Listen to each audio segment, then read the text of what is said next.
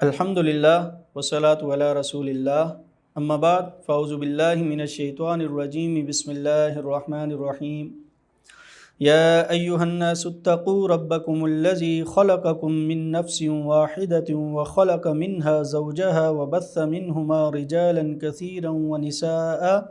واتقوا اللہ الذی تساءلون به والارحام ان اللہ کان علیکم رقیبا صدق اللہ العظیم۔ سامعین ذی قدر، آج سورہ نساء کا خلاصہ بیان کیا جائے گا۔ غزوہ احد کے بعد چونکہ بہت صحابہ کرام شہید ہو چکے تھے، اب ان کی بیوہ عورتیں تھیں، اسی طرح ان کے بچے تھے، ان کی یتیمی تھی، ان کی کفالت تھی، اور ان کی جو وراثت تھی اس کی تقسیم تھی، یہ ساری چیزیں تھیں۔ تو اللہ سبحانہ و تعالیٰ نے سورہ نساء میں ان بیوہ عورتوں اور ان بچوں کے احکامات، اور اس کے ساتھ ساتھ چونکہ ریاست مدینہ کا ایک ڈھانچہ تشکیل پا رہا تھا، تو باقی جو انفرادی طور پہ گھریلو معاملات تھے، خاوند اور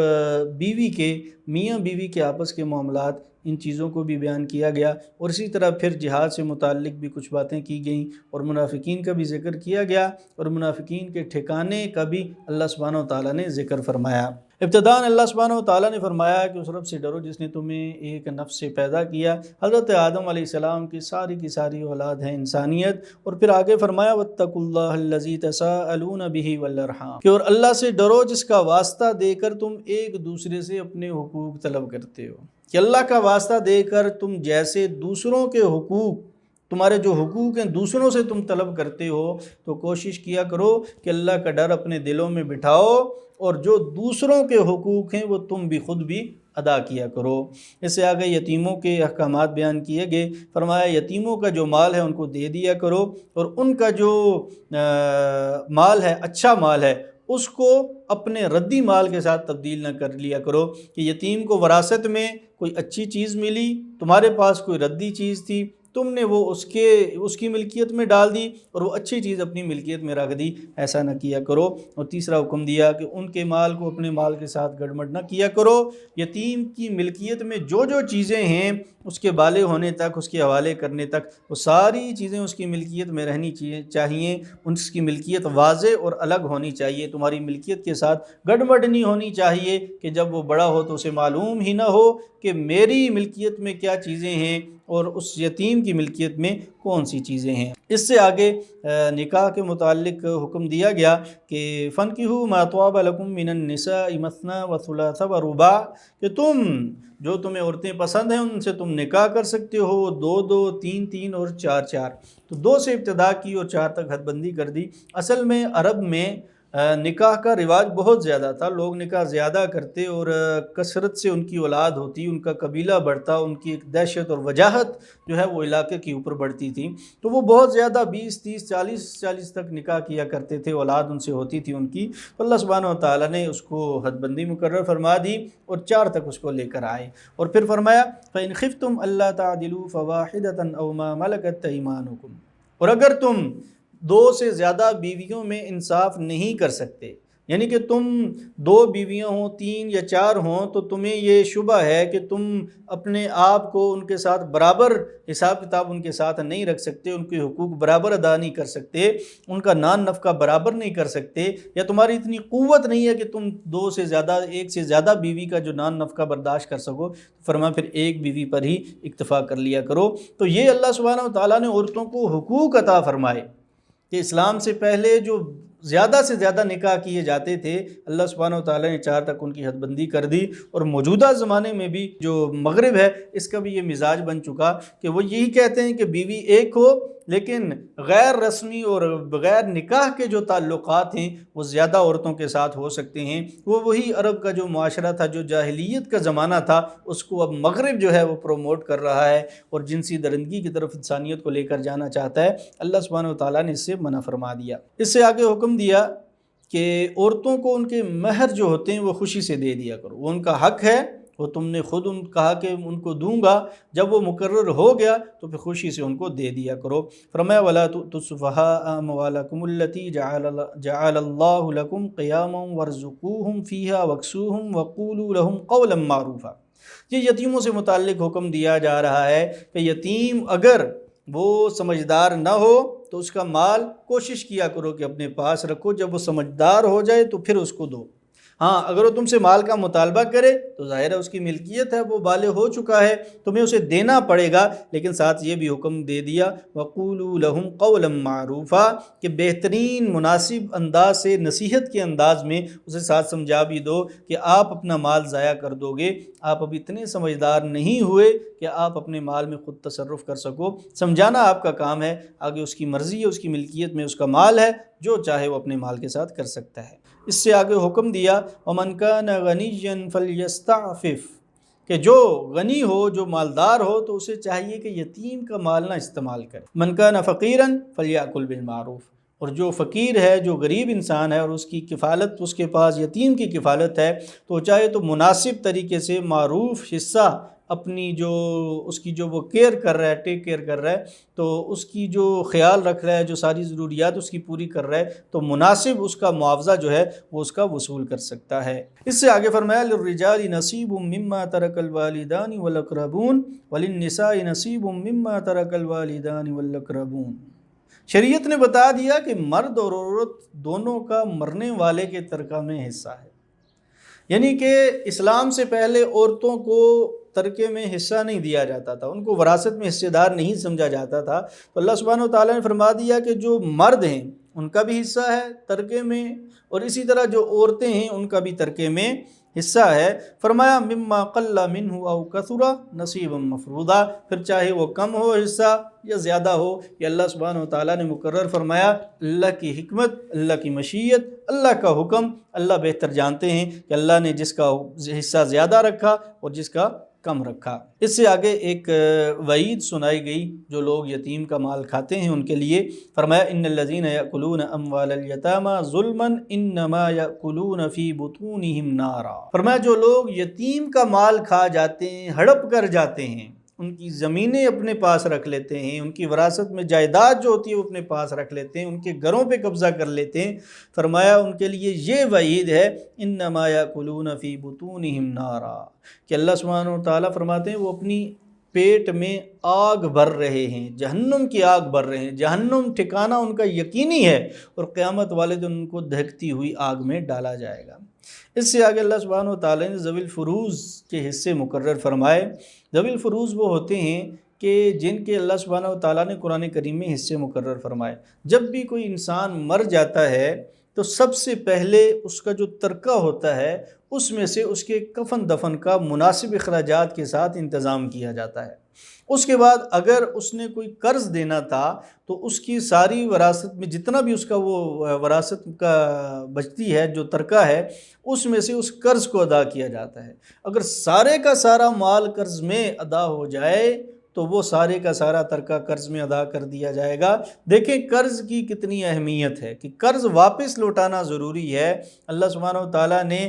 ذوی الفروض جو حصے مقرر فرمائے اس سے پہلے یہ حکم ہے کہ جو اس شخص نے قرض دینا ہے، کسی کو لین دین کا معاملہ ہے، دوسرے مسلمان کا حق اس سے وابستہ ہے، اس کو پورا کیا جائے، اس کے بعد اس کے عزیز و اقارب میں اس کے حصے جو ہیں وہ تقسیم کیے جائیں گے۔ تو قرض تقسیم کرنے کے بعد وہ حصے آتے ہیں جو ذوی الفروض ہیں، جو قرآن کریم نے یہاں پہ بیان کی۔ اس کے علاوہ بھی کچھ حصے ہیں جو عصبات کہلاتے ہیں، اور وہ نبی کریم صلی اللہ علیہ وسلم نے احادیث مبارکہ میں بیان فرمائے۔ جب اس ذوی الفروض میں سے حصے بچ جاتے ہیں تو پھر وہ عصبات میں تقسیم کیے جاتے ہیں۔ یہ ساری تفصیلات ان آیات میں اللہ سبحانہ وتعالیٰ نے بیان فرمائی، اور فرمایا تلک حدود اللہ، یہ اللہ کی حدود ہیں، اللہ کی مقرر کردہ حدود ہیں۔ ومن یطع اللہ ورسولہ یدخلہ جنات تجری من تحتہا الانہار خالدین فیہا، جو ان حدود کی پابندی کرے گا اللہ سبحانہ وتعالیٰ نے اس کے لیے جنت کا وعدہ فرمایا، اس کے لیے بہتی نہریں ہوں گی، اس کے لیے باغات ہوں گے، وہاں پر وہ عیش و عشرت کی ہمیشہ ہمیشہ کی زندگی گزارے گا۔ اور ساتھ یہ بھی فرما دیا وَمَن يَعْصِ اللَّهَ وَرَسُولَهُ، جو اللہ اور اس کے رسول کی نافرمانی کرے گا، وَيَتَعَدَّ حُدُودَهُ يُدْخِلْهُ نَارًا خَالِدًا فِيهَا، اور جو اللہ کی مقرر کردہ حدود سے تجاوز کرے گا اللہ نے اس کے لیے جہنم کا فیصلہ فرما دیا، وہ پھر جہنم میں جائے گا، وہ پھر جہنم کی آگ برداشت کرے گا۔ آج ہم دیکھ لیں کہ جب کوئی انسان مر جاتا ہے تو اللہ کی جو مقرر کردہ حدود ہیں، جو اللہ نے حصے مقرر فرمائے اس میت کے ورثاء کے ہم ان کو کتنا حصہ دیتے ہیں، خصوصاً بھائی اور ہمارے پہاڑی علاقوں میں اور یہ دیہاتی علاقوں میں جو ہمارے دوست احباب ہیں، یہ قطعاً اپنی بہنوں کو حصہ نہیں دیتے، اور بہنیں بھی شرما شرمی میں وہ کہتی ہیں کہ ہم نے معاف کر دیا، حالانکہ ان کے بچے، ان کی وہ خود دل میں ان کی یہ خواہش ہوتی ہے کہ ہمیں بھی ہمارا حصہ مل جائے۔ تو اس طرح حصے معاف نہیں ہوتے۔ ہاں آپ ان کو دے دیں، ان کے مقرر کردہ حصے ان کے حوالے کر دیں، اس کے بعد ان کی مرضی ہے، چاہے وہ آپ کے حوالے کر دیں، آپ کو دے دیں، معاف کر دیں، اپنی اولاد کو دے دیں، اپنے والدین کے لیے صدقہ جاریہ بنا دیں، لیکن آپ کا یہ فرض بنتا ہے کہ آپ ان کے حصے جو شریعت نے مقرر کیے ہیں ان کے حوالے کر دیں۔ اس سے آگے فرمایا وَاللَّذَانِ يَأْتِيَانِهَا مِنْكُمْ فَآذُوهُمَا، فرمایا اگر دو مرد آپس میں بدکاری کر لیں، فرمایا ان کو تکلیف دو۔ یہ اللہ سبحانہ و تعالیٰ نے دیکھیں کیسا ایک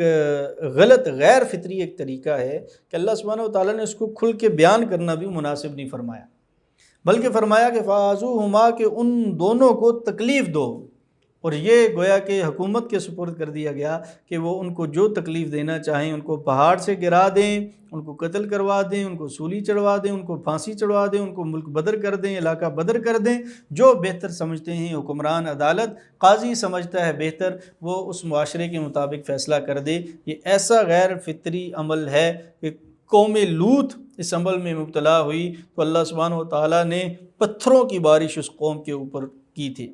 موجودہ زمانے میں بھی بہت سی ایسی تحریکیں اٹھتی ہیں، جنم لے رہی ہیں، آوازیں لگا رہی ہیں۔ ہمارے ملک میں ایسی لوگ موجود ہیں جو ہم جنس پرستی کو پروموٹ کرنا چاہتے ہیں۔ اللہ سبحانہ و تعالیٰ ایسی بے حیائی سے بچنے کا حکم دیتے ہیں۔ اللہ سبحانہ و تعالیٰ ہم سب کو ایسے بے حیائی کے کاموں سے بچنے کی توفیق عطا فرمائے۔ اس سے آگے فرمایا انما التوبۃ علی اللہ للذین یعملون السوء بجہالۃ ثم یتوبون من قریب فَأُولَئِكَ يَتُوبُ اللَّهُ عَلَيْهِمْ وَكَانَ اللَّهُ عَلِيمًا حَكِيمًا۔ اللہ فرماتے ہیں توبہ تو اللہ سبحانہ و تعالیٰ ان کی قبول فرماتے ہیں جو غلطی سے جن سے گناہ ہو جاتے ہیں، يَعْمَلُونَ السُّوءَ بِجَهَالَةٍ، کہ برائی ان سے جو ہوتی ہے وہ جہالت کی وجہ سے ہو جاتی ہے۔ اگر کوئی انسان ہٹ درمی کرتا ہے اور جان بوجھ کر اور بار بار وہی گناہ کرتا ہے تو اللہ سبحانہ و تعالیٰ نے فرمایا کہ ایسے لوگوں کے لیے توبہ نہیں ہے، بلکہ توبہ ایسے لوگوں کے لیے کہ جو نہ سمجھی میں کر دیتے ہیں۔ ایک دفعہ گناہ ہوا پھر کوشش کرتے ہیں کہ ہم اس گناہ سے بچ جائیں اور پھر ان سے گناہ ہو جاتا ہے۔ اللہ سبحانہ و تعالیٰ ایسے لوگوں کی توبہ قبول کرتے ہیں، لیکن گناہ کرنے کے بعد ایسی باتیں کرنا کہ اللہ غفور و رحیم ہے اور پھر ہٹ درمی کے ساتھ گناہ کرنا، تو ایسے ہٹ درم لوگوں کی اللہ سبحانہ و تعالیٰ توبہ قبول نہیں فرماتے۔ فرمایا یا ایھا الذین آمنوا لا یحل لکم ان ترثوا النساء کرہا۔ معاملہ یہ تھا کہ عرب میں جو لوگ تھے وہ جب کوئی شوہر مر جاتا تو وہ جو عورت ہوتی تھی بیچاری بیوہ، اس کو وراثت سمجھ کے اپنے پاس رکھ لیتے تھے، یعنی کہ جیسے ترکہ تقسیم ہوتا تھا باقی جائیداد، ان کے باغات، ان کی زمینیں، ان کے گھوڑے، ان کے چوپائے، تو اسی طرح عورت کو بھی تقسیم کیا جاتا تھا۔ تو اللہ فرماتے ہیں کہ ایسے تم زبردستی ان کو نہیں رکھ سکتے۔ اللہ سبحانہ و تعالیٰ نے ان کے نکاح، ان کی حقوق مقرر فرمائے ہیں، وہ بیوہ ہونے کے بعد، اپنی عدت گزارنے کے بعد جہاں پہ جس طرح چاہے اپنی زندگی گزار سکتی ہے۔ اس سے آگے فرمایا وَلَا تَنْكِحُوا مَا نَكَحَ آبَاؤُكُم مِّنَ النِّسَاءِ إِلَّا مَا قَدْ سَلَفَ۔ عرب میں ایک یہ بھی غلط رواج تھا کہ جو ان کی وہ جو ہوتی تھی سوتیلی ماں، تو اس سے بھی نکاح کر لیا جاتا تھا، تو فرمایا ایسا نکاح کرنا جائز نہیں ہے۔ ہاں پہلے جو ہو گیا وہ سو معاملہ ہو گیا، آئندہ ایسا کرنا گناہ ہے، کوئی شخص بھی اپنی سوتیلی ماں سے نکاح نہیں کر سکتا۔ اس سے آگے کچھ ایسے محرمات بیان کیے گئے کہ جن سے نکاح کرنا درست نہیں ہے، حرام ہے۔ فرمایا حرمت علیکم امہاتکم، وہ مائیں ہیں، اسی طرح بیٹیاں ہیں اور بہنیں ہیں اور پھپھیاں ہیں اور خالائیں ہیں اور بتیجیاں اور بانجیاں، اور اسی طرح رضائی مائیں اور رضائی بہنیں، ساس ہے اور سوتیلی بیٹی ہے، یعنی کہ وہ جو آپ نے دوسری کسی عورت سے شادی کی اور اس کی بیٹی جو ہے اس کے ساتھ آ گئی۔ پھر اس کی آگے تفصیل فرمائی کہ اگر تم نے اپنی اس دوسری بیوی سے نکاح کیا اور تم نے اس سے جو میاں بیوی کے تعلقات ہوتے ہیں وہ قائم نہیں کیے، اور طلاق دے دی، ایسی صورت میں تم اس کی بیٹی سے نکاح کر سکتے ہو۔ لیکن اگر تمہارا نکاح ہوا اور میاں بیوی والے تعلقات قائم ہوئے، اس کے بعد تم نے طلاق دی، تو پھر ایسی بیٹی سے، ایسی سوتیلی بیٹی سے نکاح کرنا جائز نہیں ہے۔ اس سے آگے فرمایا وَأَن تَجْمَعُوا بَيْنَ الْأُخْتَيْنِ إِلَّا مَا قَدْ سَلَفَ، دو بہنوں کو بھی نکاح میں جمع کرنا درست نہیں ہے۔ ہاں اگر ایک بہن نکاح میں آئی، اس کا وہ فوت ہو گئی، تو اس کے بعد دوسری اس کی بہن سے یعنی سالی سے نکاح کر سکتے ہیں، لیکن دونوں بہنوں کو جو زندہ ہوں ایک وقت میں بیک وقت نکاح میں جمع کرنا درست نہیں ہے۔ اس سے آگے 5ویں پارے کی ابتدا ہوتی ہے، اور وہاں پہ سب سے پہلا جو حکم دیا گیا وہ یہی دیا گیا کہ عورت جو ہے وہ مرد کی طرح 4 شادیاں نہیں کر سکتی، ایک سے زیادہ شادیاں نہیں کر سکتی۔ تو فرمایا جو شادی شدہ عورتیں ہیں ان سے تم نکاح نہ کرو، ان کو نکاح کا پیغام نہ بھیجو، ان سے تمہاری شادی نہیں ہو سکتی۔ یہ سارے احکامات آگے بیان کیے گئے عورتوں سے متعلق، اور جو بے حیا عورتیں ہیں ان کا بھی بیان کیا گیا، اور جو باحیا ہیں ان کا بھی بیان کیا گیا۔ اور پھر اللہ سبحانہ وتعالیٰ نے فرمایا یرید اللہ ان یخفف عنکم وخلق الانسان ضعیفا، اللہ فرماتے ہیں اللہ نے آسانی کا معاملہ فرمایا انسان کے ساتھ۔ یہ جو احکامات دیے اور نکاح کا حکم دیا اور 4 تک اجازت دی، اور یہ سارے احکامات تک مہر اور پھر یہ جو وراثت اور یہ ساری چیزیں، اللہ فرماتے ہیں اللہ نے انسان کے ساتھ نرمی والا معاملہ فرمایا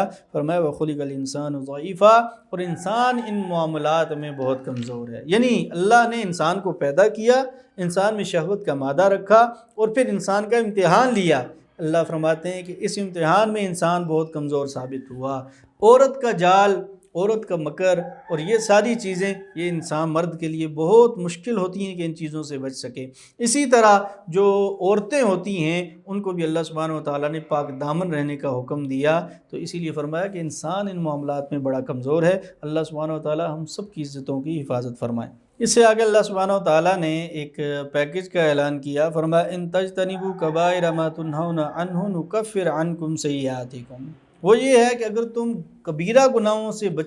بچو گے، ان کو چھوڑ دو گے، ان سے ہٹ جاؤ گے، تو اللہ تمہاری صغیرہ گناہوں کو معاف فرما دیں گے۔ تو اللہ سبحانہ وتعالیٰ نے یہ ایک پیکج دیا۔ اللہ سبحانہ وتعالیٰ ہمیں اس کو حاصل کرنے کی توفیق عطا فرمائیں۔ جھوٹ بولنا یہ گناہ کبیرہ ہے، بدنظری کرنا گناہ کبیرہ ہے، کسی کا حق مارنا گناہ کبیرہ ہے، رشوت لینا گناہ، یہ سارے گناہ کبیرہ ہیں۔ ان سے اگر ہم بچنے کی کوشش کریں گے تو بھول چوک میں جو چھوٹے چھوٹے گناہ ہم سے ہو جاتے ہیں، اللہ سبحانہ وتعالیٰ ان کو خود معاف فرما دیں گے۔ اس سے آگے فرمایا الرجال قوامون علی النساء بما فضل اللہ بعضهم علی بعض، مرد عورتوں کے نگران ہیں کیونکہ اللہ نے ان میں سے ایک کو دوسرے پر فضیلت دی ہے۔ یہاں سے یہ جو مرد اور عورت کی برابری ہے، اس کو اللہ سبحانہ وتعالیٰ نے بیان فرما دیا۔ سورہ بقرہ میں فرمایا تھا کہ عورتوں کے وہی حقوق ہیں جو مردوں کے ہیں، حقوق میں دونوں برابر ہیں، لیکن یہاں پر یہ فرمایا کہ فضیلت اللہ سبحانہ وتعالیٰ نے مردوں کو دی ہے کہ مرد عورت کا نگران ہے۔ ظاہر ہے ایک گھر میں اگر 2 حکمران ہوں، 2 نگران ہوں تو وہ گھر نہیں چل سکتا، ایک کو اوپر ہونا پڑے گا، ایک کو نیچے ہونا پڑے گا۔ تو اللہ سبحانہ وتعالیٰ نے مردوں کو جو ہے وہ نگران بنایا اور عورتوں کو جو ہے ان کے ماتحت رکھا۔ اور پھر فرمایا کہ عورتوں کی کچھ صفات بیان کی، کچھ عورتیں وہ ہوتی ہیں جو نیک صالح ہوتی ہیں، قناعت پسند ہوتی ہیں، اور اپنے خاوند کی غیر موجودگی میں اس کی جو مال ہے، اس کی جائیداد ہے، اس کی بھی حفاظت کرنے والی ہوتی ہیں، اور اس کی عزت آبرو کی بھی حفاظت کرنے والی ہوتی ہیں۔ پھر دوسری قسم کی عورتوں کو بیان کیا، یہ وہ عورتیں ہیں جو سرکش ہیں۔ پہلے تو وہ تھیں جو صالح، نیک، متقی، قناعت پسند، اپنے شوہر کی غیر موجودگی میں اس کی عزت مال کی حفاظت کرنے والی۔ دوسری وہ ہیں جو سرکش ہیں۔ اب ایسی عورتوں کے ساتھ کیا کرنا ہے، تو اللہ نے طریقہ بتا دیا۔ مردوں کو سب سے پہلے کہا فَعِظُوهُنَّ، کہ ان کو سمجھاؤ، ان کو نصیحت کرو، ان کو واعظ کرو، ان کو بتاؤ کہ اللہ نے مرد کو نگران مقرر کیا اور تمہارا نان نفقہ مرد کے ذمے رکھا۔ اب تمہیں چاہیے کہ تم مرد کے ساتھ خوش اسلوبی کے ساتھ اپنا وقت گزارو۔ اگر پھر بھی وہ باز نہ آئے تو پھر فرمایا وَاهْجُرُوهُنَّ، پھر بستر اس سے الگ کر لو، تمہاری جو آرام گاہ ہے اس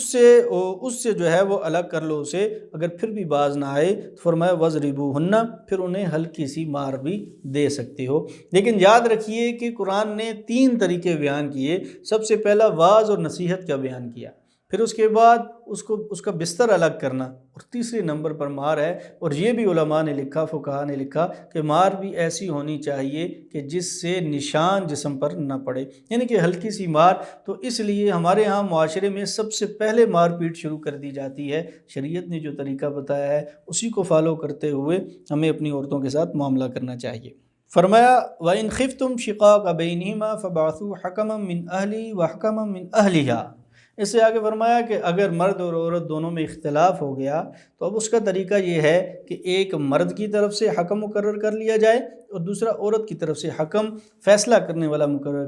کر دیا جائے۔ فرمایا إِن يُرِيدَا إِصْلَاحًا يُوَفِّقِ اللَّهُ بَيْنَهُمَا، اگر عورت اور مرد کے جو فیصلہ کرنے والے آئے، حکم مقرر کیے گئے، وہ دونوں اگر مخلص ہوئے تو اللہ فرماتے ہیں یوفق اللہ بینہما، اللہ مرد اور عورت دونوں میں موافقت پیدا فرما دیں گے، دونوں میں پیار، الفت اور محبت اور نباہ پیدا فرما دیں گے۔ تو اس لیے خاندان میں اگر کسی کو حکم اور فیصل مقرر کیا جائے عورت یا مرد کی طرف سے تو اس کو چاہیے کہ وہ اخلاص کے ساتھ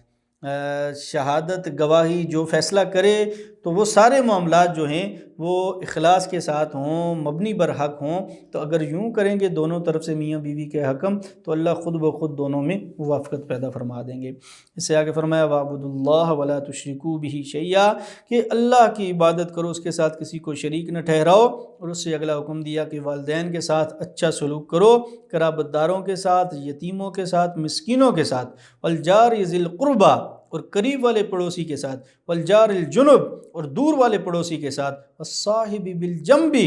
اور اسی طرح اپنے ساتھ قریب بیٹھنے والے کے ساتھ، اس کے ساتھ بھی اچھا سلوک کرو، احسان والا سلوک کرو، بہتر معاملہ کرو، اس کے حقوق بھی ادا کرو۔ وابن السبیل، اور اسی طرح مسافر، وما ملکت ایمانکم، اور اسی طرح بانیوں کی۔ دیکھیں اللہ سبحانہ و تعالیٰ نے جب بیان کیا کہ اپنی توحید کی دعوت دی، اپنی عبادت کرنے کا حکم دیا، شرک سے بچنے کا حکم دیا، والدین کے ساتھ احسان کا حکم دیا، تو وہاں پر اپنے ساتھ بیٹھنے والے کے حقوق ادا کرنے کا بھی حکم دیا کہ اس کے ساتھ بھی اچھا معاملہ کرو، احسان والا معاملہ کرو۔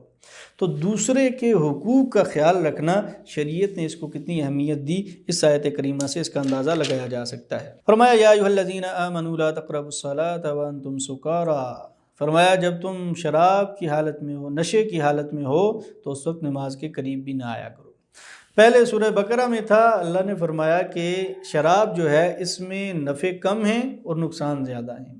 اور اب فرمایا کہ شراب کی حالت میں نماز میں نہ آیا کرو، نشے کی حالت میں نماز میں نہ آیا کرو۔ چونکہ ابتداً شراب جو ہے اس کی حرمت نہیں تھی، اللہ سبحانہ و تعالیٰ نے تدریجاً اس کا حکم دیا، اور پھر آگے جو ہے ایک صورت میں اللہ سبحانہ و تعالیٰ نے اس شراب کو مکمل طور پر حرام قرار دیا۔ اسی طرح اسی آیت کریمہ میں آگے تیمم کا حکم دیا گیا، فَلَمْ تَجِدُوا مَاءً فَتَيَمَّمُوا صَعِيدًا طَيِّبًا، کہ اگر تم کہیں پر ہو اور تمہیں پانی نہ ملے تو تمہیں تیمم کا حکم دیا جاتا ہے، لیکن وہ پاک صاف مٹی یا اس کی جنس سے تیمم کیا جاتا ہے۔ فرمایا اللہ شرک کے علاوہ تمام گناہوں کو بخش دیں گے۔ شرک ایسا گناہ ہے کہ وہ اللہ کو پسند نہیں ہے، وہ اللہ کبھی معاف نہیں فرمائیں گے۔ اور فرمایا وَمَن يُشْرِكْ بِاللَّهِ فَقَدِ افْتَرَىٰ إِثْمًا عَظِيمًا، یعنی شرک کو اللہ پر بہتان سے تعبیر کیا قرآن نے، کہ جو شرک کرتا ہے گویا وہ اللہ پر بہتان باندھتا ہے، جو اللہ پر بہتان باندھے اللہ اس کو کبھی معاف نہیں کریں گے۔ فرمایا أَلَمْ تَرَ إِلَى الَّذِينَ أُوتُوا نَصِيبًا مِّنَ الْكِتَابِ يُؤْمِنُونَ بِالْجِبْتِ وَالطَّاغُوتِ وَيَقُولُونَ لِلَّذِينَ كَفَرُوا هَٰؤُلَاءِ أَهْدَىٰ مِنَ الَّذِينَ آمَنُوا سَبِيلًا۔ کعب بن اشرف اور حیی بن اخطب، یہ دو یہودی تھے اور بڑے تھے، یہ مدینہ میں ان سے اللہ کے رسول صلی اللہ علیہ وسلم کا معاہدہ تھا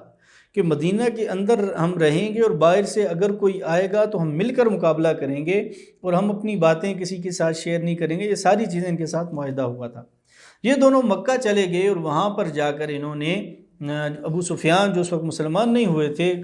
کفار مکہ کے سردار تھے، ان سے کہا کہ تم آؤ مقابلہ کرو، ان کے اوپر لڑائی لڑو ان کے ساتھ، مسلمانوں کے ساتھ، اور ان کو تم پسپا کر دو، ہم تمہارا ساتھ دیں گے۔ تو اس وقت پھر ان سے کچھ باتیں کفار مکہ نے منوائیں، ان میں سے ایک یہ تھا کہ تم جو ہے ان بتوں کے سامنے سجدہ کرو۔ تو کعب بن اشرف یہودی نے، حالانکہ اہل کتاب تھا، یہودی تھا، موسیٰ علیہ السلام کا ماننے والا تھا، اللہ کو ماننے والا تھا، اس کے باوجود اس نے بتوں کے سامنے سجدہ کیا۔ تو اس چیز کو اللہ نے بیان کیا۔ تو وہ لوگ جن کو اللہ نے کتاب کا کچھ حصہ دیا، یؤمنون بالجبت والطاغوت، کہ انہوں نے بتوں اور شیطان کی تصدیق کرنا شروع کر دی، جو وہ بت پرست لوگ ان سے منواتے گئے وہ اسی طرح وہ کام کرتے گئے۔ پھر اسی طرح انہوں نے ایک اور بات کہی کہ تم یہ بھی کہو کہ یہ جو بت پرستی ہے، یہ جو محمد رسول اللہ صلی اللہ علیہ وسلم کا دین ہے، اسلام ہے، جو آسمانی مذہب ہے، اس سے زیادہ بہتر ہے۔ تو کعب بن اشرف نے یہ بات بھی کہی کہ جو بت پرستی ہے، جو کفار مکہ کا مذہب ہے، یہ بھی مسلمانوں کے مذہب سے اچھا ہے۔ تو اللہ نے اس چیز کو بیان کیا، وَيَقُولُونَ لِلَّذِينَ كَفَرُوا هَؤُلَاءِ أَهْدَىٰ مِنَ الَّذِينَ آمَنُوا سَبِيلًا، کہ یہ جو کفار اور مشرکین ہیں، بت پرست ہیں، یہ ایمان لانے والوں سے زیادہ بہتر ہیں، ان کا طریقہ زیادہ بہتر ہے، یہ بھی ان یہودیوں نے کہا۔ تو یہ ہمیشہ مسلمانوں کے خلاف سازش کرتے آئے ہیں، حالانکہ آسمانی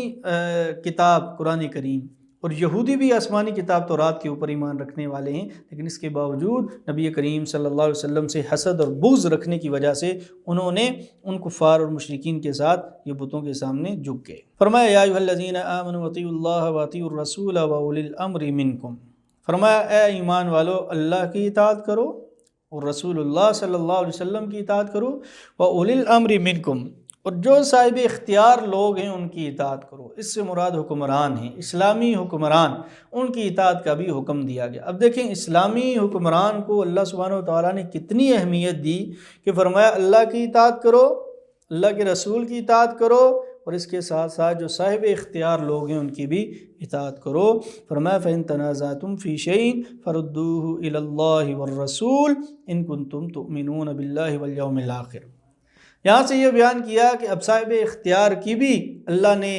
اطاعت کا حکم دیا، لیکن فرمایا اگر وہ غیر شرعی کوئی حکم دیں، کوئی ایسا حکم دیں جو تم سمجھتے ہو کہ دین اسلام کے خلاف ہے، فَرُدُّوهُ إِلَى اللَّهِ وَالرَّسُولِ، تو اللہ اور اس کے رسول کی طرف اس کو لٹا دو، جانچ لو، جانچ پڑتال کر لو کہ قرآن کریم میں یہ حکم ہے یا نہیں ہے، اللہ کے رسول صلی اللہ علیہ وسلم کی شریعت میں، احادیث میں یہ چیز ملتی ہے یا نہیں ملتی، اس چیز کی جان پڑک کر لو۔ فرمایا الم تر الی الذین یزعمون انہم آمنوا، یہاں سے آگے منافقین کا ذکر کیا جا رہا ہے۔ فرمایا یریدون ان یتحاکموا الی الطاغوت، کہ ان کی یہ چاہت ہوتی ہے کہ طاغوت سے وہ فیصلہ کروائیں، شیطان سے وہ فیصلہ کروائیں، ناحق لوگوں سے وہ فیصلہ کروائیں۔ یہ ان منافقین کا ذکر کیا جا رہا ہے جو اصلاً یہودی تھے، اسلام کا لبادہ اوڑھا، اللہ کے رسول صلی اللہ علیہ وسلم کی مجلس میں آتے، اور جب کوئی ایسا معاملہ ہوتا کہ وہ سمجھتے کہ ہمارے حق میں فیصلہ ہوگا، ہمیں کوئی فائدہ ہوگا، تو وہ نبی کریم صلی اللہ علیہ وسلم سے فیصلہ کروا لیتے، اور جب وہ چاہتے کہ ہمارا فیصلہ صحیح نہیں ہوگا، یعنی ہمیں کوئی فائدہ نہیں ملے گا، اور نبی کریم صلی اللہ علیہ وسلم تو حق پر فیصلہ فرما دیں گے اور ہم نہ حق ہیں، تو وہ اپنے ان یہودیوں کے پاس چلے جاتے، کسی اور سے فیصلہ کروا لیتے تاکہ ان کو خود ذاتی طور پہ فائدہ ہوتا۔ تو اللہ نے فرمایا کہ منافقین کی یہ صفت ہے کہ وہ صرف اور صرف اپنا فائدہ دیکھتے ہیں، جہاں پر ان کو اپنا فائدہ نظر آتا ہے وہ دین اسلام کو ساتھ ملوث کر لیتے ہیں، ساتھ لے آتے ہیں، اور اگر ان کی ذات کو کوئی فائدہ نہ پہنچے تو وہ دین اسلام کو سائڈ پہ رکھ کر طاغوت کی گود میں چلے جاتے ہیں۔ ایسے لوگوں کو اللہ نے فرمایا فَلَا وَرَبِّكَ لَا يُؤْمِنُونَ حَتَّى يُحَكِّمُوكَ فِي مَا شَجَرَ بَيْنَهُمْ ثُمَّ لَا يَجِدُوا فِي أَنفُسِهِمْ حَرَجًا مِّمَّا قَضَيْتَ وَيُسَلِّمُوا تَسْلِيمًا۔ اللہ فرماتے ہیں اے پیغمبر، تمہارے پروردگار کی قسم، یعنی اللہ کے رسول صلی اللہ علیہ وسلم کو مخاطب کر کے فرمایا رہا ہے کہ تمہارے پروردگار کی قسم، اس وقت تک کوئی مومن ہو ہی نہیں سکتا جب تک کہ وہ اپنے معاملات، اپنے لڑائی جھگڑے کے لیے درمیان آپ کو فیصل اور حکم مقرر نہ کرے۔ مومن کی تو شان ہی یہی ہے کہ اس کا جب بھی کوئی معاملہ بنے گا، جھگڑا ہوگا، لڑائی ہوگی، معاملہ ہوگا، انصاف کے لیے وہ آئے گا تو محمد رسول اللہ صلی اللہ علیہ وسلم کے دربار پر آئے گا، اور آپ صلی اللہ علیہ وسلم جو فیصلہ فرما دیں گے دل میں اس کو تنگی بھی کوئی محسوس نہ ہو کہ رسول اللہ نے جو فیصلہ فرما دیا وہی برحق ہے۔ یہ بندہ مومن کی نشانی ہے، اور منافق جب دیکھے گا کہ رسول اللہ اس کے خلاف فیصلہ فرمائیں گے تو اس کے بعد اس کا دل خراب ہو جائے گا اور وہ طاغوت کی طرف بھاگے گا۔ فرمایا وَمَن يُطِعِ اللَّهَ وَالرَّسُولَ فَأُولَٰئِكَ مَعَ الَّذِينَ أَنْعَمَ اللَّهُ عَلَيْهِم مِّنَ النَّبِيِّينَ وَالصِّدِّيقِينَ وَالشُّهَدَاءِ وَالصَّالِحِينَ وَحَسُنَ أُولَٰئِكَ رَفِيقًا۔ جو اللہ کی اطاعت کرتا ہے، رسول اللہ کی اطاعت کرتا ہے، فَأُولَٰئِكَ مَعَ الَّذِينَ، اور پھر ان لوگوں کے ساتھ ہوگا جن پر اللہ نے انعام کیا، اور وہ کون لوگ ہیں؟ وہ انبیاء ہیں، وہ صدیقین ہیں، وہ شہداء ہیں، وہ صالحین ہیں، اور وہ کتنے اچھے ساتھی ہیں۔ وَحَسُنَ أُولَٰئِكَ رَفِيقًا، وہ کتنے اچھے ساتھی ہیں۔ انبیاء، صدیقین، شہداء، صالحین، یہ کون لوگ ہوں گے؟ جو اللہ اور اس کے رسول کی اطاعت کریں گے۔ اس سے آگے اللہ سبحانہ وتعالیٰ نے جہاد سے متعلق حکم دیا، فرمایا وَمَا لَكُمْ لَا تُقَاتِلُونَ فِي سَبِيلِ اللَّهِ، تمہیں کیا ہو گیا ہے کہ تم اللہ کے راستے میں قتال نہیں کرتے؟ الْمُسْتَضْعَفِينَ مِنَ الرِّجَالِ وَالنِّسَاءِ وَالْوِلْدَانِ الَّذِينَ يَقُولُونَ رَبَّنَا أَخْرِجْنَا مِنْ هَٰذِهِ الْقَرْيَةِ الظَّالِمِ أَهْلُهَا، کہ وہ مرد جو بیچارے مجبور ہیں، اور وہ عورتیں اور وہ بچے، وہ یہ دعا کرتے ہیں اپنے رب سے، ربنا اخرجنا من هذه القرية الظالم اهلها، اے اللہ اس بستی میں جو باشندے ہیں، رہنے والے جو ظلم توڑ رہے ہیں، اے اللہ ہمیں ان سے نجات عطا فرما، ان سے ہمیں نکال دے، ان سے ہمیں چھٹکارا دے دے۔ آج پوری دنیا میں دیکھ لیں، ہمارے مرد مسلمان، ہماری بہنیں، ہماری عورتیں، ہمارے بچے کہاں کہاں پہ یہ دعائیں کر رہے ہیں کہ اے اللہ ہمیں ان ظالموں سے بچا لے، اے اللہ ہماری عزتوں کی حفاظت فرما، اے اللہ ہماری جان اور مال کی حفاظت فرما۔ اللہ نے ایسی صورت میں جب مرد، بچے اور عورتیں یوں اللہ سے دعائیں مانگ رہے ہوں، فرمایا وَمَا لَكُمْ لَا تُقَاتِلُونَ فِي سَبِيلِ اللَّهِ، تمہیں کیا ہو گئے تم اللہ کے راستے میں قتال نہیں کرتے؟ تو اس لیے جہاد جو مسلمان نے چھوڑ دیا ہے، اللہ سبحانہ وتعالیٰ فرماتے ہیں کہ جب یوں ظلم ہو رہا ہو تو پھر مسلمان کو جہاد کے میدان میں ہونا چاہیے، گھر میں نہیں رہنا چاہیے۔ جہاں تک بات ہے موت کی کہ موت آ جائے گی، مر جائیں گے جہاد میں جانے سے، اللہ فرماتے ہیں اینما تکونوا یدرککم الموت ولو کنتم فی بروج مشیدہ،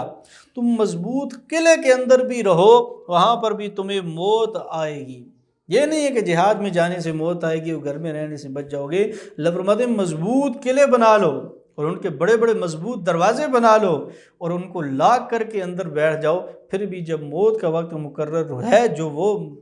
پھر بھی جو وقت موت کا مقرر ہے، اس وقت موت کا فرشتہ تمہارے پاس پہنچ جائے گا۔ وَإِن تُصِبْهُمْ حَسَنَةٌ يَقُولُوا هَٰذِهِ مِنْ عِندِ اللَّهِ، اور اسی طرح وَإِن تُصِبْهُمْ سَيِّئَةٌ يَقُولُوا هَٰذِهِ مِنْ عِندِكَ، نبی کریم صلی اللہ علیہ وسلم کے سامنے یہ کیا کرتے ہیں؟ جب کوئی خیر کی چیز ان کو پہنچتی ہے تو اس وقت کہتے ہیں اللہ کی طرف سے پہنچی، اور جب ان کو کوئی مصیبت اور تکلیف پہنچتی ہے تو کہتے ہیں نبی کریم صلی اللہ علیہ وسلم اس کے ذمہ دار ہیں، نعوذ باللہ،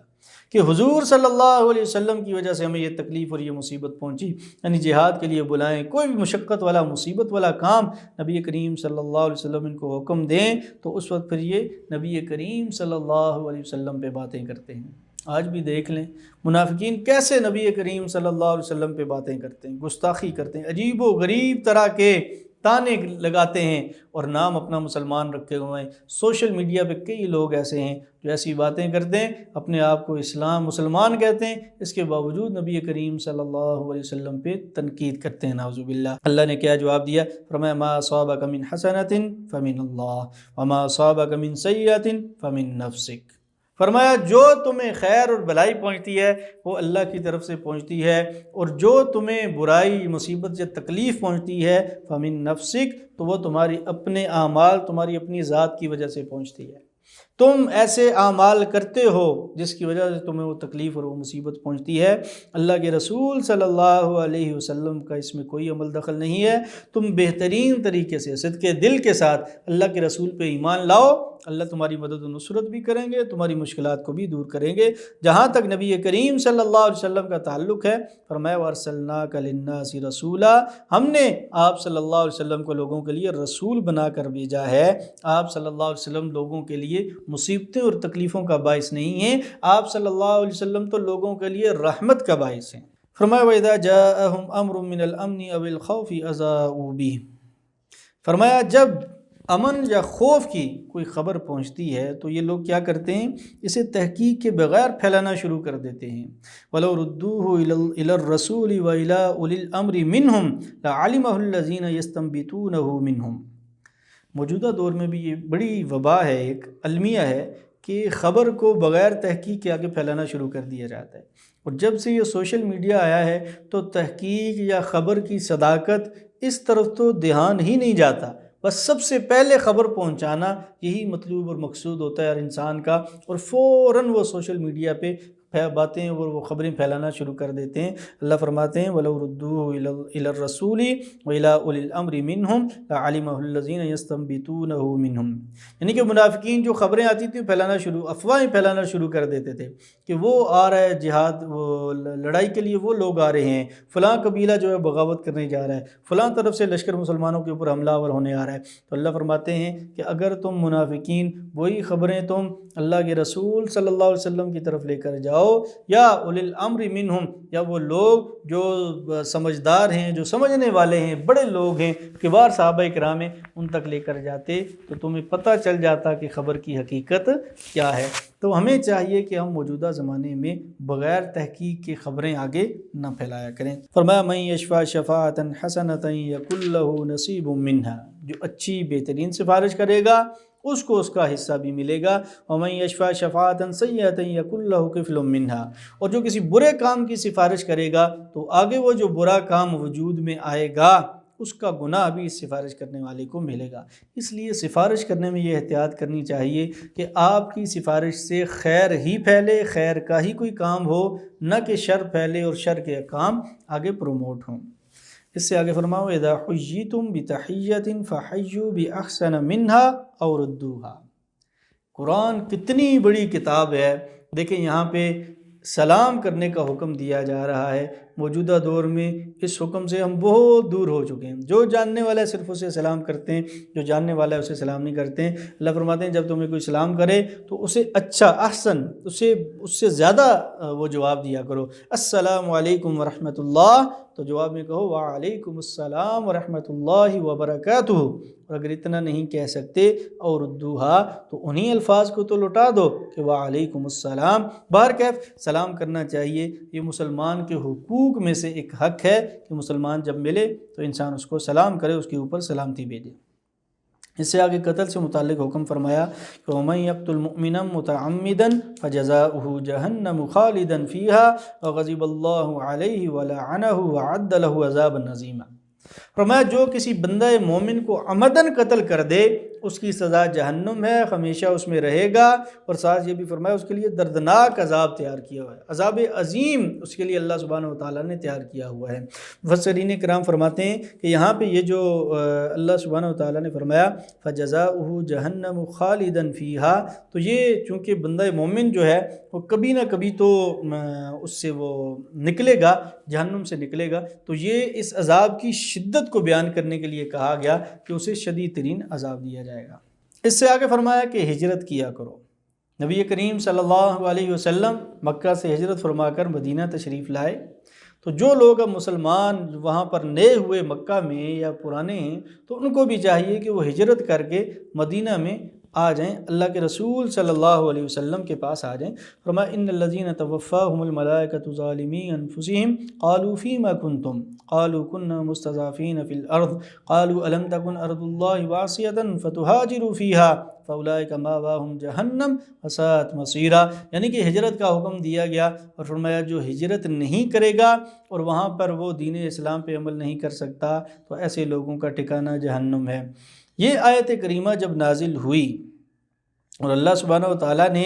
یہ حکم دیا کہ ہجرت کرو اب مدینہ کی طرف، جو لوگ رہ گئے وہ بھی، تو حضرت حمزہ بن قیس رضی اللہ تعالیٰ عنہ ایک صحابی رسول تھے اور بہت زیادہ علیل تھے، چلنے پھرنے سے قاصر تھے۔ انہوں نے اپنے بیٹوں سے کہا کہ اس آیت کریمہ کے بعد میں ایک رات بھی مکہ میں نہیں گزار سکتا۔ روایات میں آتا ہے انہوں نے اپنے بیٹوں سے کہا کہ میری چارپائی اٹھاؤ اور ابھی اسی وقت مجھے مدینہ کی طرف لے جاؤ۔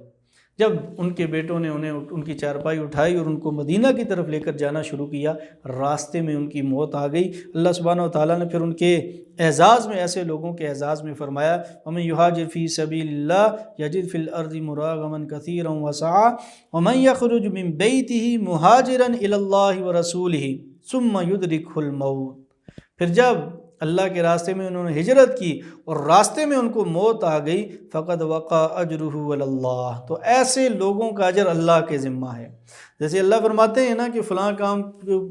احکامات اللہ سبحانہ وتعالیٰ دیتے ہیں، فرماتے ہیں ان کے کرنے والوں کو اللہ سبحانہ وتعالیٰ جنت دیں گے، باغات دیں گے، ان کے نیچے نہریں بہہ رہی ہوں گی۔ لیکن روزے دار کے لیے فرمایا کہ جو روزہ رکھے گا اس کی جزا میں خود رب ہوں۔ تو ایسے ہی جو اللہ کے راستے میں ہجرت کرنے والے لوگ ہیں اور ان کو ہجرت کے دوران موت آ جائے، اللہ فرماتے ہیں ایسے لوگوں کو اجر میں خود دوں گا۔ اس اجر کا حساب یا انسانی عقل اور شعور میں آنا یہ ممکن ہی نہیں ہے کہ اس کو بیان کیا جا سکے اور انسانی عقل اور شعور اس کا جو ہے وہ احاطہ کر سکے۔ ایسے لوگوں کا اجر خاص اجر ہوگا، وہ اللہ سبحانہ وتعالیٰ کما یلیق بشان ہی اپنی شان کے مطابق عطا فرمائیں گے۔ اس سے آگے نماز قصر کا حکم دیا کہ جب تم سفر میں ہو یا تمہیں دشمن کی طرف سے کچھ خوف ہو تو تم قصر نماز پڑھ لیا کرو۔ دشمن کے خوف کے علاوہ بھی اگر انسان سفر میں ہو، شرعی سفر پورا ہو جائے تو انسان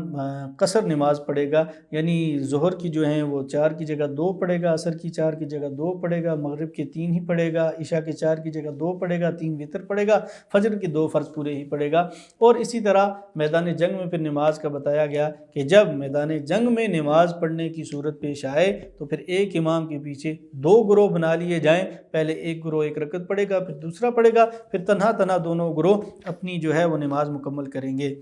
اس سے آگے فرمایا کہ اللہ سبحانہ وتعالیٰ شرک کو معاف نہیں فرماتے، اور اس سے آگے فرمایا ان یدعون من دونہ الا اناسا، یعنی یہ اللہ کے علاوہ پکارتے بھی ہیں تو عورتوں کو پکارتے ہیں۔ یعنی جو بت بنائے ہوئے تھے انہوں نے، لات، منات، عزا، ان کو وہ مؤنث شمار کرتے تھے، مؤنث کہتے ہوتے تھے۔ اسی طرح فرشتوں کو بھی اللہ کی بیٹیاں کہتے ہوتے تھے۔ اللہ فرماتے ہیں وَإِن يَدْعُونَ إِلَّا شَيْطَانًا مَرِيدًا، یہ سرکش شیطان کے سوا جو ہے کسی اور کو نہیں پکارتے۔ حقیقت یہ ہے کہ اصل میں یہ شیطان کو ہی پکارتے ہیں جس نے ان کو اس راستے کے اوپر لگایا، بت بنوائے اور ان کی عبادت کا کہا۔ یعنی اللہ سبحانہ وتعالیٰ نے توحید کی طرف وہ حکم دیا کہ انسان کو توحید کے اوپر رہنا چاہیے۔ فرمایا لیس بامانیکم ولا امانی اہل الکتاب من یعمل سوءا یجز بہ ولا یجد لہ من دون اللہ ولیا ولا نصیرا۔ اہل کتاب جو تھے وہ کہتے تھے کہ ہم جو یہودی ہیں ہمارے علاوہ سارے کے سارے جو ہیں وہ جہنم میں جائیں گے۔ اسی طرح نصارہ بھی کہتے تھے ہمارے علاوہ سارے کے سارے جہنم میں جائیں گے، اور اپنے ذاتی اعمال کی یہ حالت تھی کہ اپنے گناہوں کا کفارہ بس گناہ کرتے جاتے،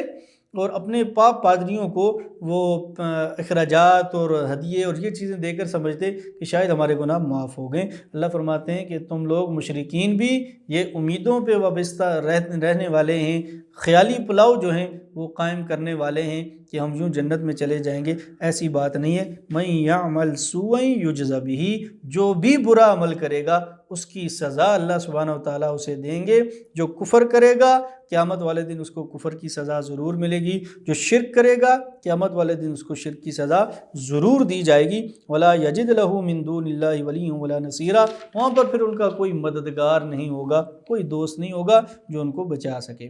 اسے آگے فرمایا وَيَسْتَفْتُونَكَ فِي النِّسَاءِ، اس صورت کے ابتدا میں جو اللہ سبحانہ وتعالیٰ نے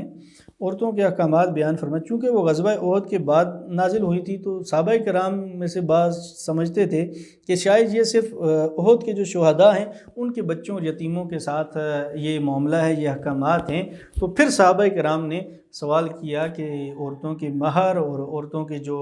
حقوق ہیں، جو وراثت ہے، اس کے متعلق کیا احکامات ہیں؟ تو اللہ نے فرمایا کہ یہ تو پہلے بیان کر دیے گئے، وَمَا يُتْلَىٰ عَلَيْكُمْ فِي الْكِتَابِ، کہ یہ تو کتاب میں پہلے سے بیان کر دیے گئے ہیں، وہی معاملات ہیں، وہی احکامات ہیں، وراثت کے بھی، مہر کے بھی، حقوق کے بھی، وہی سارے احکامات ہیں جو اللہ سبحانہ وتعالیٰ نے ابتداً بیان فرمائے۔ اس سے آگے فرمایا کہ اگر عورت اپنے کچھ حقوق چھوڑے، یعنی مرد اگر طلاق دینا چاہتا ہے، اس کا نباہ عورت سے نہیں ہو رہا، اس کو نہیں اچھی لگتی، وہ طلاق دینا چاہتا ہے، تو اگر عورت اپنے کچھ حقوق معاف کر دے، مثال کے طور پہ کہے کہ میں تم سے نان نفقہ نہیں لیتی، یا یہ کہے کہ میں تم سے گھر نہیں لیتی، میں کہیں اور رہوں گی، بس تم مجھے طلاق نہ دو، میرے ساتھ رہا کرو، میرے تھوڑے بہت جو حقوق ہیں وہ معاف کرتی ہوں میں، اور باقی کچھ حقوق ادا کیا کرو۔ تو اللہ فرماتے ہیں وَالصُّلْحُ خَيْرٌ، تو مرد کو یہ ترغیب دی گئی کہ صلح میں خیر ہوتی ہے، تم نے بھی کچھ حقوق اس کے ادا ان سے کرنے سے جو ہے بچ گئے ہو تو اب تمہیں بھی صلح کر لینی چاہیے، اس کے ساتھ رہنا چاہیے۔ گویا کہ اللہ کا قرآن یہ کہتا ہے کہ آخری حد تک بھی یہ کوشش کرنی چاہیے کہ مرد اور عورت کا آپس میں نبھا رہے، طلاق کی کوئی صورت نہیں ہونی چاہیے، بالکل ہی کوئی صورت نہ بنے، پھر طلاق کا آپشن استعمال کرنا چاہیے۔ اس سے کہ گواہی سے متعلق حکم دیا گیا، فرمایا یا ایھا الذین آمنوا کونوا قوامین بالقسط شہداء للہ ولو علی انفسکم او الوالدین والاقربین۔ فرمایا اے ایمان والو، انصاف قائم کرنے والے بنو، اللہ کی خاطر گواہی دینے والے بنو۔ اور کیا فرمایا، گواہی پھر اگر تمہارے خلاف آ جائے، تمہاری ذات کے خلاف آ جائے، تمہارے والدین کے خلاف آ جائے، تمہارے قرابت داروں کے خلاف آ جائے، پھر بھی تم گواہی دیا کرو، چاہے کوئی امیر ہے یا غریب ہے، والد ہے یا والدہ ہے، بھائی ہے یا بہن ہے، رشتہ دار ہے یا دور کا ہے یا قریب کا ہے، تمہیں گواہی حق کے اوپر دینی چاہیے، کیونکہ گواہی تمہارے پاس ایک امانت ہے اور اس امانت کو تمہیں پورا کرنا چاہیے۔ فرمایا الذین یتخذون الکافرین اولیاء من دون المؤمنین۔ منافقوں کی اللہ سبحانہ و تعالیٰ نے ایک صفت بیان کی کہ وہ جو ہیں مومنوں کے علاوہ کافروں سے دوستیاں رکھتے ہیں، کافر ان کو اچھے لگتے ہیں، کفار کے ساتھ اٹھنا بیٹھنا، میل جول ان سے دلی محبت رکھنا، یہ منافقین کی عادت ہوتی ہے۔ فرمایا ایبتغون عندہم العزت فإن العزت للہ جمیعا۔ منافقو، کیا تم ان کفار اور مشرکین، ان یہود اور ان نصارہ کے پاس عزت چاہتے ہو؟ فإن العزت للہ جمیعا، یاد رکھو ساری کی ساری عزتیں صرف اور صرف اللہ کے لیے ہیں۔ اللہ جسے چاہتا ہے دنیا میں عزت دیتا ہے، اور اللہ نے صحابہ کرام کو عزت دی، اور اللہ جسے چاہتا ہے دنیا میں ذلیل کرتا ہے۔ اللہ نے ان منافقوں کو پھر دنیا میں ذلیل بھی کیا۔ اس سے آگے منافقین کا ہی ذکر کیا، اور فرمایا وَإِذَا قَامُوا إِلَى الصَّلَاةِ قَامُوا كُسَالَىٰ يُرَاءُونَ النَّاسَ وَلَا يَذْكُرُونَ اللَّهَ إِلَّا قَلِيلًا۔ فرمایا وہ نماز سستی سے پڑھتے ہیں، اگر پڑھتے بھی ہیں تو لوگوں کے دکھاوے کے لیے پڑھتے ہیں اور ذکر بہت کم کرتے ہیں۔ آج ہم دیکھیں معاشرے میں یہ دو صفات کتنی زیادہ عام پائی جاتی ہیں، کہ ایک صفت یہ کہ نماز میں سستی کرنا، اور دوسرا اللہ کا ذکر تھوڑا کرنا، کم ذکر کرنا، اور تیسرا اگر نماز پڑھو بھی تو لوگوں کے دکھاوے کے لیے پڑھو۔ یہ ساری صفتیں منافقین والی آج ہمارے معاشرے میں موجود ہیں، اللہ ان سے ہمیں بچنے کی توفیق عطا فرمائے۔ اللہ فرماتے ہیں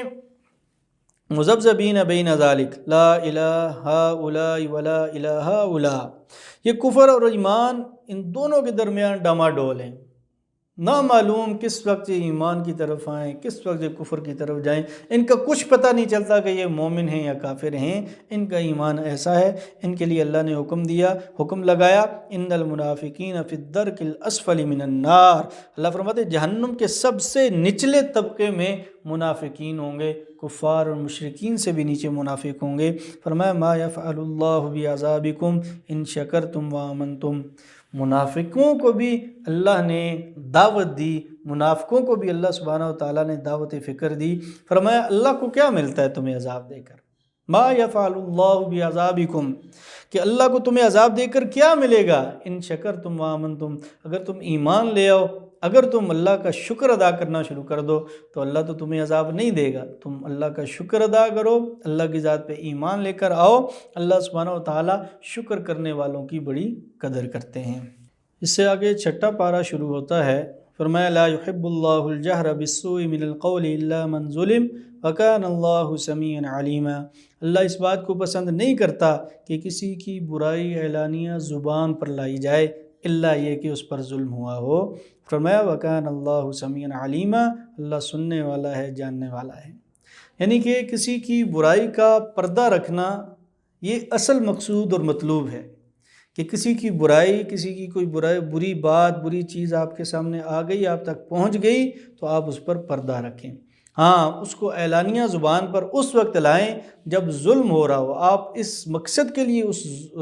برائی کو سامنے لائیں کہ اس ظالم سے اس مظلوم کو بچایا جا سکے۔ اگر یہ آپ کا مقصد ہے تو آپ اس برائی کو سامنے لا سکتے ہیں۔ کسی کا حق ہے، کسی کی گواہی ہے، کسی کے اوپر ظلم ہو رہا ہے، تو یہ ساری چیزیں آپ سامنے لا سکتے ہیں۔ اگر محض تفریح کے لیے، محض کسی کی غیبت کرنی ہے، محض کسی کی برائی بیان کرنا، تو اس کے لیے اپنی زبانوں کو گندہ نہ کیا کرو۔ اللہ خوب سننے والا اور جاننے والا ہے، وہ دیکھ رہا ہے کہ کون اچھائی کے لیے کسی کی برائی بیان کر رہا ہے، اس کو ظلم سے روکنے کے لیے بیان کر رہا ہے، اور کون اس کی برائی معاشرے میں اس کو برا ثابت کرنے کے لیے بیان کر رہا ہے۔ اس سے آگے اہل کتاب سے خطاب کیا، فرمایا ان الذین یکفرون باللہ ورسلہ ویریدون ان یفرقوا بین اللہ ورسلہ ویقولون نؤمن ببعض ونکفر ببعض ویریدون ان یتخذوا بین ذلک سبیلا، کہ یہ جو کافر ہیں، یہ جو اللہ کے رسول صلی اللہ علیہ وسلم کو نہیں مانتے، اللہ کے قرآن کا انکار کرتے ہیں، یہ رسولوں میں فرق کرتے ہیں۔ موسیٰ علیہ السلام کو مانتے ہیں تو عیسیٰ علیہ السلام کو نہیں مانتے، عیسیٰ علیہ السلام کو مانتے ہیں نصارہ تو محمد رسول اللہ صلی اللہ علیہ وسلم کو نہیں مانتے۔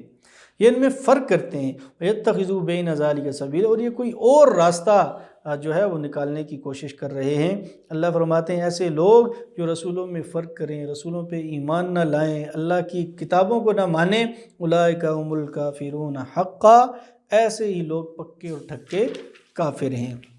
اس سے آگے حضرت عیسیٰ علیہ السلام کا ذکر کیا، فرمایا وَقَوْلِهِمْ إِنَّا قَتَلْنَا الْمَسِيحَ عِيسَى ابْنَ مَرْيَمَ رسول اللہ وما قتلوہ وما صلبوہ ولكن شبہ لہم۔ اللہ فرماتے ہیں یہ جو نصارہ ہیں، یہ جو عیسائی ہیں، یہ کہتے ہیں ہم نے عیسیٰ علیہ السلام کو نعوذ باللہ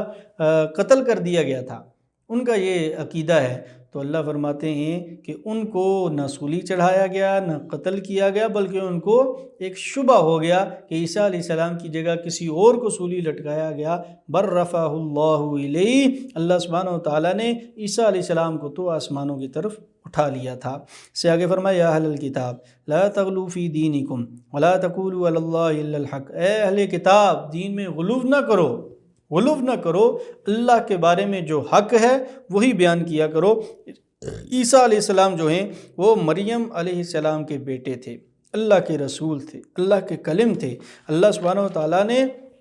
ان کو نبی بنایا، اور اسی طرح فرمایا وَلَا تَقُولُوا ثَلَاثَا، یہ نہ کہا کرو کہ تین الہ ہیں، انما اللہ الہ واحد، اللہ ایک الہ ہے، واحد ہے، یکتا ہے، تنہا ہے، اس کا کوئی ہمسر نہیں ہے، کوئی اس کا ہم پلہ نہیں ہے، کوئی اس کا شریک نہیں ہے، کوئی اس کا ساجی نہیں ہے، کوئی اس کا دوسرا نہیں ہے، وہ اکیلا تنہا ہے جو عبادت کے لائق ہے۔ فرمایا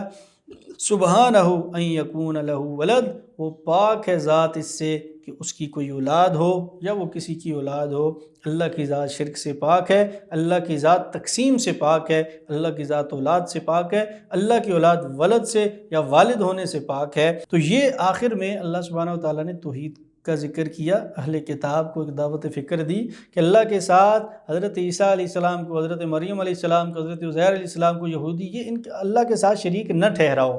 اور پھر اس سورہ مبارکہ کے آخر میں کلالہ سے متعلق سوال کیا گیا، یستفتونک قل اللہ یفتیکم فی الکلالہ ان امرؤ، یہ کلالہ وہ ہوتا ہے کہ جس کی کوئی والی وارث نہ ہو، کوئی اس کا وارث جو